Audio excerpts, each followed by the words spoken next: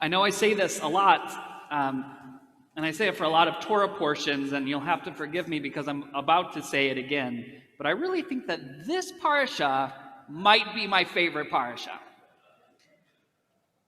It really is such an incredible text, because here in the middle of these last books of Torah that are filled with legal codes, censuses, and historical records, there is this fantastical narrative of a talking donkey, a non-Jewish prophet whose mouth is taken over by the truth of Israel's beauty and blessedness, and an angel with a sword in the middle of a beaten path. It reads almost like a medieval fairy tale. But that last image in particular, despite how surprising and out of place it feels, is viscerally powerful. And I think I know why. At least I think I know why it's powerful for me. But I think if we unpack it a little bit, I won't be alone in that feeling. So first, a little chazara. Let's have a little reminder of where we are and when we are. The Israelites have reached the edge of the wilderness of Zin, approaching the southern border of the Promised Land. They have been attacked by the Canaanites and the Amorites and have stood victorious against both. Now they are approaching the land of Moab, and the Moabite king Balak is terrified that this large population will deplete the land's resources. And so he reaches out to the Midianites, forming an allyship with them, and then he takes his angst to a whole nother level, and rather than relying on military strength alone, he reaches out to a famed prophet named Balaam and pays him to curse the encroaching people at his doorstep. It's going to a whole nother level to bring in the prophets. Now, the end of this story is where most of the poetry takes place. Balaam agrees to curse the Israelites, but looking out over the Israelite camp, his lips are only capable of forming blessings, including one we still say today whenever we enter a synagogue. Ma tovu ohalecha Yaakov, mishkanotecha Yisrael. How goodly are your tents, O Jacob, your encampments, O Israel. But before all of that, there is this Renaissance painting moment. This moment where Balaam saddles his donkey and attempts to travel to Moab to receive his payment and orders. But standing in the middle of the road is an angel of God with sword in hand. And the beautiful and deeply significant part of the story is that it's not Balaam that sees the angel. It's not this famous prophet who one would imagine would be the most likely to see some kind of angelic or divine figure. It's his donkey. And his donkey sees this angel in the middle of the road and does what probably any of us would do and tries to go a different direction. There's an angel with a sword in my path. So the donkey goes in one direction. And what does Balaam do? Strikes him. And so the donkey goes in the other direction. And Balaam strikes him again. The donkey tries a third time to go back the original way, smashing Balaam's leg against the wall, and Balaam strikes him again until the donkey cries out, "Stop! Why do you keep hitting me?" And here's the interesting part. Instead of it blowing his mind that his donkey is speaking to him, Balaam responds by saying, "You're going the wrong way. If I had a sword, I would kill you right now." And the donkey replies, "I have been your servant for a long, long, long time. Have I ever disobeyed you before?" Balaam says no. And so the donkey continues, "Then maybe you should trust me that there is something affecting my path, something that is before us that you don't quite seem to see." And it is then, after his beast of burden explains this to him, that Balaam too sees the angel. We humans are dramatic. And not only are we dramatic, we like the drama. We like the story to be filled with emotion and twists and turns and ups and downs. It's why we keep up with the Kardashians or the Real Housewives of wherever they are, West Bloomfield. We measure our lives in moments of grandeur, in events of great significance coming to interrupt and elevate the dull, the uneventful, the monotony that is the everyday life. Those moments are blessings or they're curses.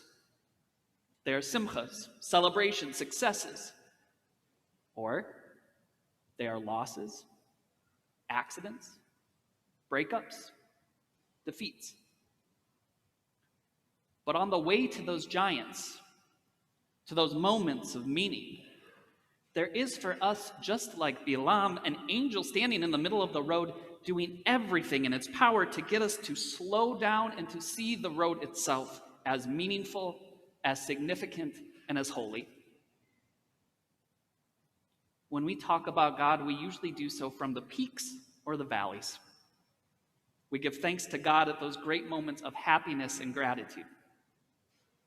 We cry out to God when we have a low moment, when we are hurt, when we are lost.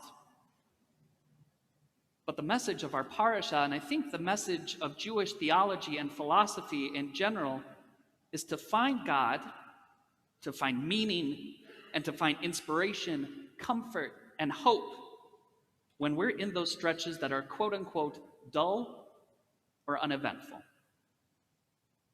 To see the angel when we're on the road rather than waiting for the ineffable at the road's end. Rabbi Alan Liu, Zichrono Livracha, opens his book, This is Real and You Are Completely Unprepared, which I'm preparing you now. I will be harping on a lot as we get closer and closer to the high holidays. It is required reading for all of us as we get closer and closer to the Yamim Noraim. He talks in this book about how we as people do this, even subconsciously. He tells the famous Jewish story of a man named Mendel who lives in a small shtetl and has a dream that there is a great treasure under the Charles Bridge in Prague. Entranced by this vision of great wealth, Mendel makes the long journey to Prague only to find the bridge continuously guarded by an armed soldier. Eventually, the soldier, taking note of the lingering Mendel, approaches him and asks him his business.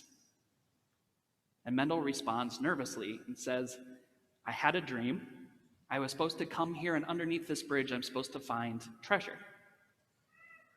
To which the soldier replies that it's funny because he too has had a dream of great treasure. But it wasn't buried under the Charles Bridge, but rather under the floorboards of the house of a Jew named Mendel from a faraway shtetl. And so Mendel returns home, tears up his floorboards, and sure enough, there is treasure beyond his wildest dreams. But then Rabbi Liu goes on and says that this isn't, in fact, how the story goes. It's changed over time. Because in the original version, the treasure isn't under Mendel's floorboards, it's in his oven. It's not in a hidden, secret place. It's in the place that he looks multiple times every single day and somehow doesn't see what's right in front of him. One story, or one version of that story, is about peaks and valleys. The other story is about the angel in the middle of the road. We're pretty good at telling the first story. And to be fair, I think that's the default story for us as humans. It's easier for us in a lot of ways.